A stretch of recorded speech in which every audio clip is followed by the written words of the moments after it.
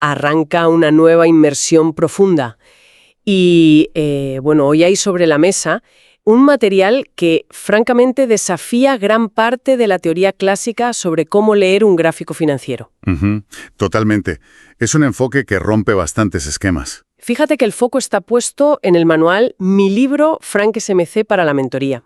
Es un texto escrito por Frank Joseph Díaz Mateo y nuestro propósito en esta sesión es diseccionar las entrañas de lo que se conoce como Smart Money Concepts o simplemente SMC. Exacto.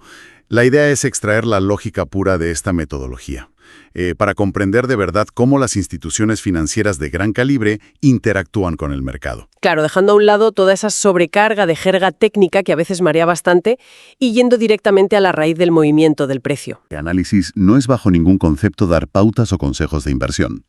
Por supuesto, nada de recomendaciones financieras aquí. Se trata de un ejercicio de disección puramente analítica y psicológica.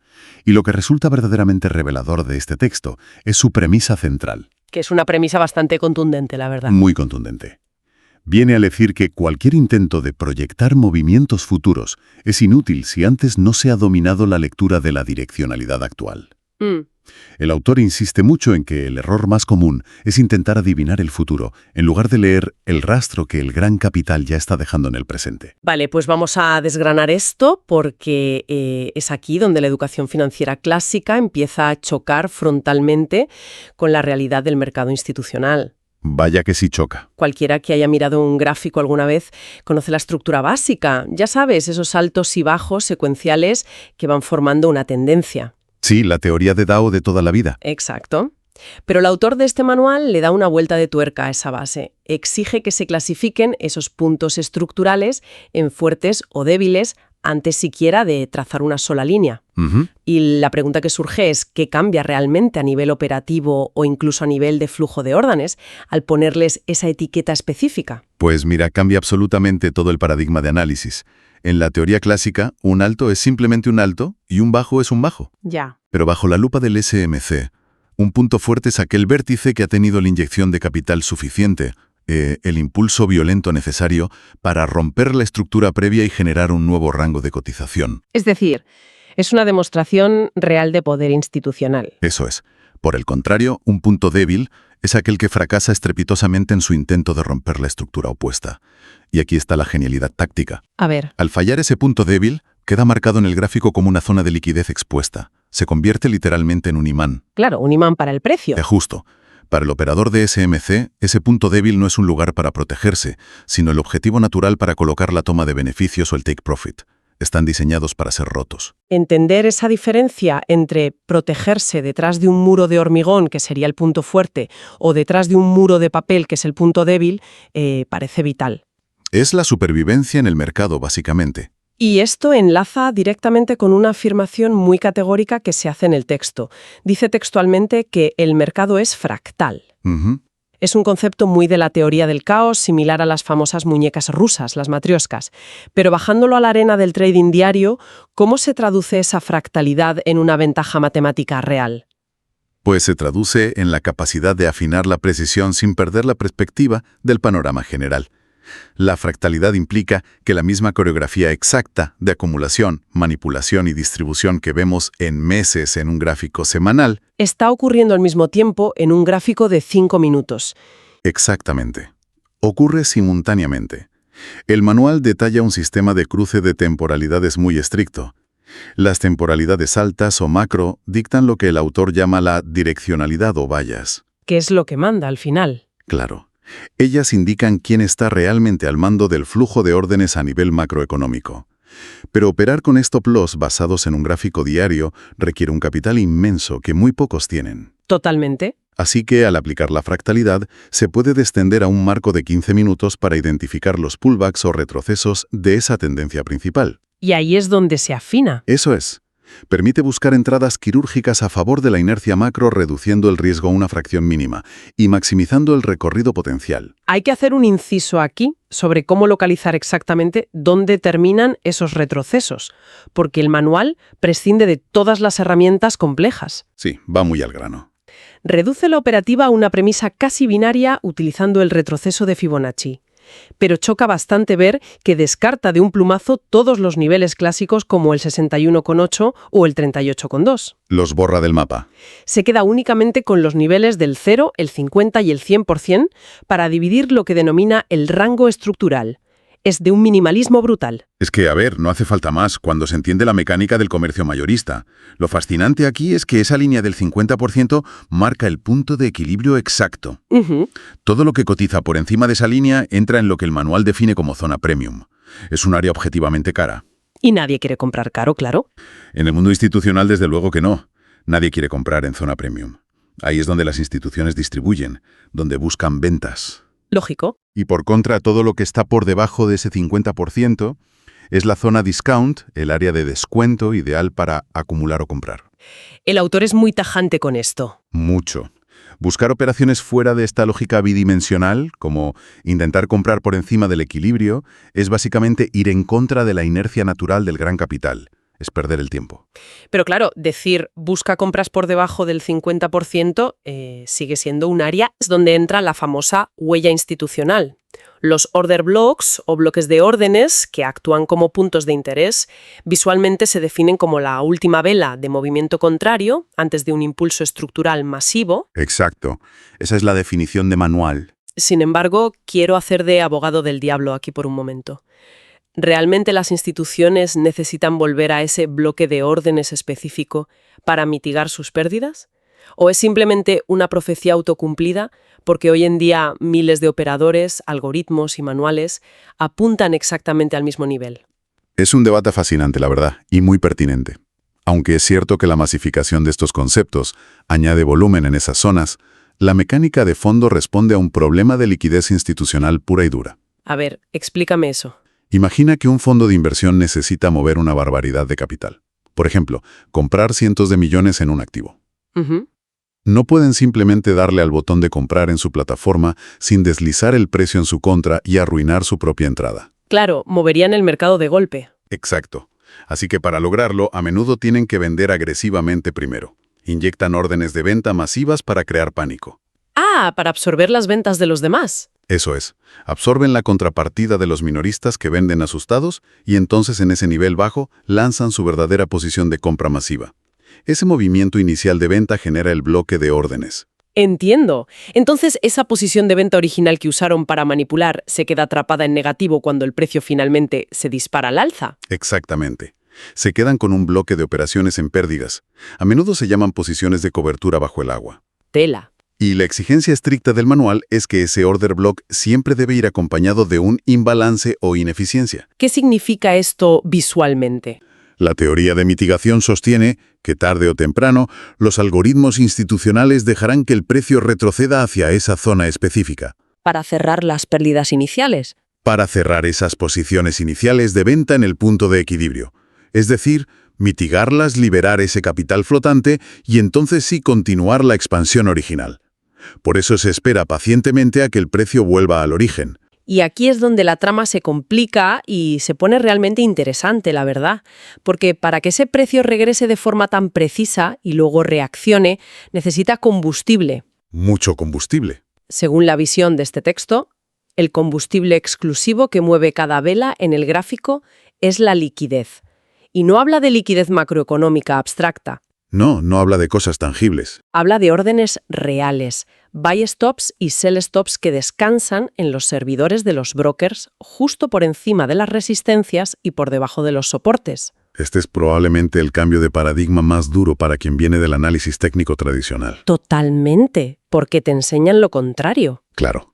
Los manuales clásicos con los que se ha formado a millones de operadores durante décadas enseñan a buscar confirmaciones en zonas muy evidentes. Los típicos soportes. Hablamos de soportes estáticos, los famosos equal lows o mínimos iguales, o resistencias claras como los equal highs.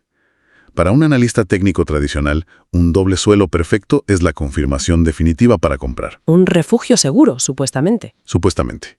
Pero para el dinero inteligente, ese doble suelo no es una pared impenetrable. Es un letrero luminoso enorme que indica dónde está acumulada la mayor piscina de stop loss del mercado. Hay un ejemplo en el manual que ilustra este engaño a la perfección, la famosa y venerada línea de tendencia. La trampa clásica. Si imaginamos la típica línea diagonal en un gráfico alcista, el precio la ha tocado 2 veces y ha rebotado. El manual describe cómo, en ese momento, una masa enorme de operadores está esperando pacientemente el tercer toque. ¿Con el dedo en el gatillo? Exacto. Tienen sus órdenes limitadas de compra justo sobre la línea y sus stop loss colocados unos pocos puntos por debajo. Pero, ¿qué hace realmente el mercado cuando llega ese tercer toque? Según el texto, no rebota suavemente, desde luego. Acelera. Atraviesa la línea con violencia para hacer saltar todos esos stops. Ese movimiento de aceleración es lo que en la terminología SMC se conoce como barrido de liquidez o toma de liquidez. Si se analiza la psicología del momento, es brillante desde la perspectiva institucional. Es pura ingeniería financiera. Al atravesar esa línea de tendencia ocurren 2 cosas simultáneamente. Primero se ejecutan las órdenes de venta, es decir, los stop loss de todos aquellos que intentaban comprar el rebote. Y segundo, se activan las órdenes de venta de los operadores de ruptura, aquellos que operan el quiebre de la línea creyendo que la tendencia ha cambiado a bajista. De repente, el mercado está inundado de liquidez vendedora. ¿Y quién está al otro lado para absorber todas esas ventas a un precio inmejorable? Las instituciones. Las instituciones.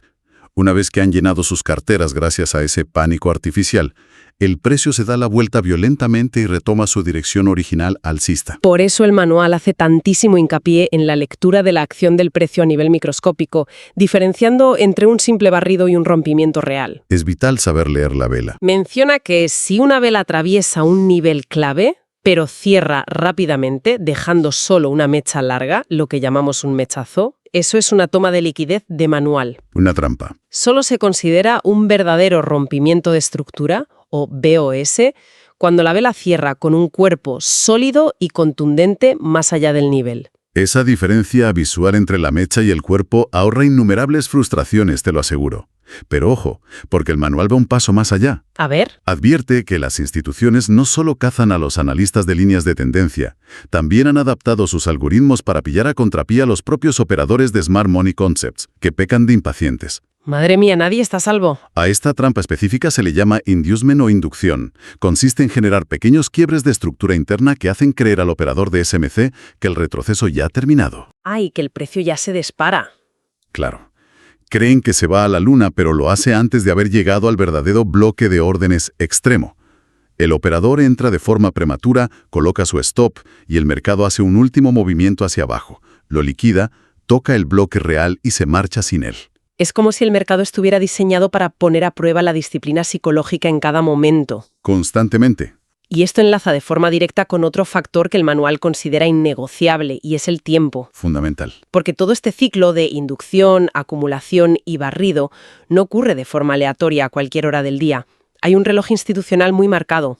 Y comprenderlo es lo que separa a quien se pasa 14 horas frente a la pantalla sufriendo de quien opera 2 horas y cierra su plataforma. Todo este ciclo diario de manipulación, nos dice el texto, que arranca con la sesión asiática. Si conectamos esto con el panorama general, el rango asiático es el lienzo sobre el que se pinta la trampa del día. Durante las horas de Tokio y Sydney, el volumen de transacciones a nivel global cae drásticamente. El precio suele entrar en un canal lateral, un rango de consolidación muy estrecho. Al no haber dirección clara, se va acumulando la liquidez, supongo. Exacto, una masa crítica de liquidez. Tanto por encima de los máximos de Asia como por debajo de sus mínimos. Hay operadores apostando a la ruptura en ambas direcciones. Y entonces llega la apertura de Frankfurt, apenas una hora antes del toque de campana en Londres. Imaginemos la situación. A las 2 o las 3 de la madrugada, hora local para muchos. Un operador ve que el precio por fin rompe ese tedioso rango asiático hacia abajo con mucha fuerza durante la sesión de Frankfurt. Todo parece indicar que el día va a ser fuertemente bajista. Exacto. Se sube a la venta. ¿Cuál es el error letal ahí según el patrón de comportamiento que detalla el autor? El error es ignorar el propósito de Frankfurt en el engranaje institucional. Frankfurt actúa en la inmensa mayoría de los casos como el brazo ejecutor de la manipulación. Es el que hace el trabajo sucio. Tal cual. Ese movimiento fuerte hacia abajo no es el inicio de la tendencia diaria, es el mechazo a nivel macro. Su único objetivo es liquidar los mínimos asiáticos, hacer saltar los stops de los compradores tempranos e inducir a los vendedores en corto. Ya los atrapan a todos. Y una vez que Frankfurt ha barrido esa liquidez inferior y ha dejado a los operadores minoristas atrapados en posiciones de venta en el peor precio posible, abre la sesión de Londres. Y ahí empieza el movimiento de verdad. Londres, habiendo acumulado todo ese combustible, revierte el precio bruscamente al alza, iniciando la verdadera expansión y el movimiento tendencial que probablemente dure el resto del día. Para no ser víctimas de este ciclo, el manual establece reglas temporales muy rígidas mediante el uso de las kill zones, las zonas de muerte o zonas de alta probabilidad operativa. Es un mapa horario imprescindible. Basándose en la franja horaria de Perú, que corresponde al estándar UTC-5, delimita ventanas operativas muy concretas. La kill zone de Londres la ubica entre las 3 y las 6 de la mañana, que señala como el ecosistema perfecto para operar cruces con el euro o la libra esterlina. Y luego está la kill zone de Nueva York entre las 8 y las 11 de la mañana, donde entra el volumen masivo del dólar. Delimitar estas zonas es vital para la preservación del capital, y te diría que de la salud mental del analista. El mercado puede dar configuraciones perfectas a nivel estructural a las 2 de la tarde o a las 9 de la noche, pero carecen del respaldo del volumen institucional real. Lo que aumenta el riesgo de que el movimiento fracase, claro. Drásticamente.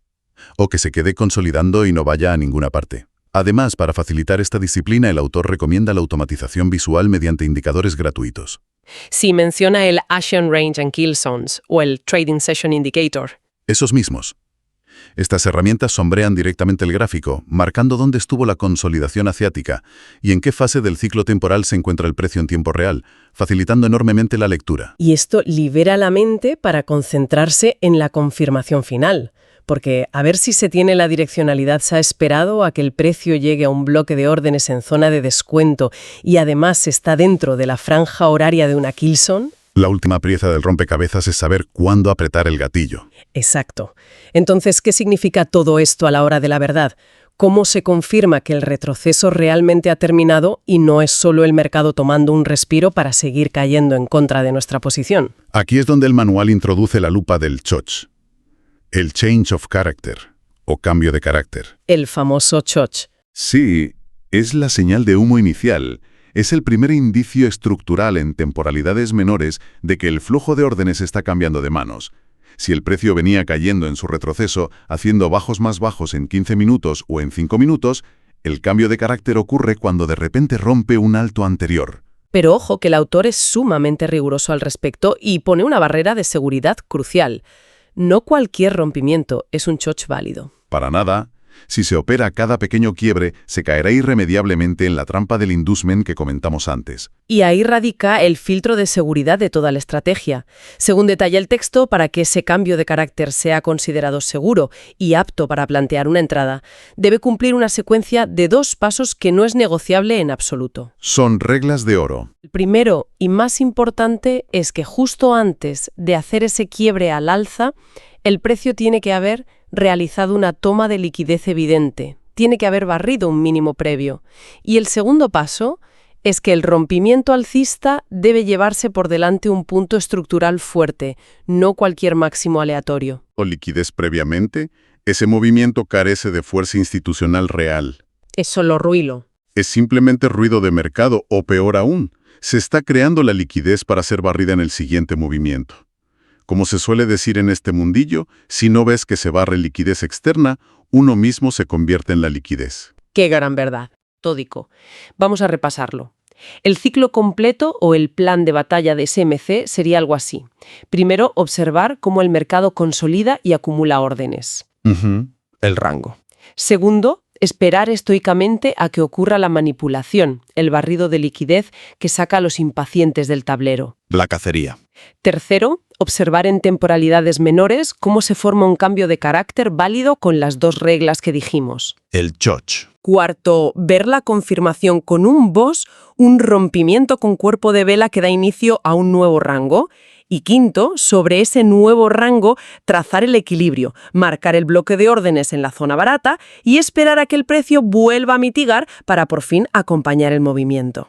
Es una coreografía deductiva impecable. No hay predicción mágica ni lectura de pozos de café. Lo que el manual de Frank Joseph Díaz Mateo transmite es la necesidad de cambiar la mentalidad reactiva del operador minorista por la mentalidad de un estratega. Alguien que observa, deduce y ejecuta solo cuando el oponente ha revelado sus cartas. Eso es. Es transformar la ansiedad de intentar acertar hacia dónde irá la próxima vela en la paciencia profesional de esperar a que se cumplan criterios algorítmicos sumamente estrictos antes de arriesgar un solo céntimo. La perspectiva sobre qué es un gráfico financiero debería haber cambiado bastante para quien nos escucha tras analizar este texto. Seguro que sí. Para resumir el inmenso valor que se extrae del manual, la clave no pasa por tener una bola de cristal y adivinar el futuro. Pasa por saber leer el mapa y ver dónde descansa la liquidez del resto de participantes, respetar el principio de fractalidad para no perderse en el ruido de temporalidades bajas, alinear la operativa con el reloj de las Kilsons y, sobre todo, cultivar una disciplina férrea. Una disciplina para esperar siempre sin excepción a que el precio haya eliminado a las masas antes de intentar posicionarse. Y si hay un pozo definitivo que debería quedar de toda esta inmersión lógica, es la imperiosa necesidad de aplicar el pensamiento crítico. Totalmente de acuerdo. La industria financiera está repleta de manuales que enseñan a buscar cruces de medias móviles, patrones geométricos, hombro, cabeza, hombro y rebotes en líneas diagonales. Comprender el por qué fallan deliberadamente esos patrones, entender que las instituciones necesitan esa contrapartida para poder operar, otorga una ventaja brutal. Mucho más que memorizar figuras geométricas. Comprender la mecánica de la liquidez es lo que realmente permite dejar de ser el combustible del mercado para pasar a ser un observador de sus ineficiencias. Pues para cerrar este análisis a fondo, hay una derivada filosófica en todo esto que resulta fascinante y que hay que poner sobre la mesa. A ver, cuéntame. Si estrategias tan precisas como los Smart Money Concepts, que antes parecían operar en la sombra del conocimiento de unos pocos fondos de cobertura, se están volviendo cada vez más populares y accesibles gracias a manuales detallados como este, ¿se llegará a un punto de saturación? Es una muy buena pregunta. Si las masas de operadores minoristas abandonan el análisis técnico clásico y todos aprenden a identificar los order blocks y a esperar el barrido de liquidez, llegará un punto en el que las instituciones reconozcan que las masas han aprendido el truco. Sería el colmo de la ironía. Y de ser así, ¿cuál será la próxima trampa que diseñarán en el tablero? ¿Llegará el día en el que los propios conceptos de Smart Money se conviertan en el nuevo patrón predecible y, por ende, en la nueva piscina de liquidez a cazar del mañana? Es desde luego un pensamiento muy provocador para cerrar. Queda ahí la invitación para darle una vuelta a esa idea la próxima vez que se observe un gráfico lleno de velas moviéndose en la pantalla. Y con esta reflexión cerramos la inmersión de hoy.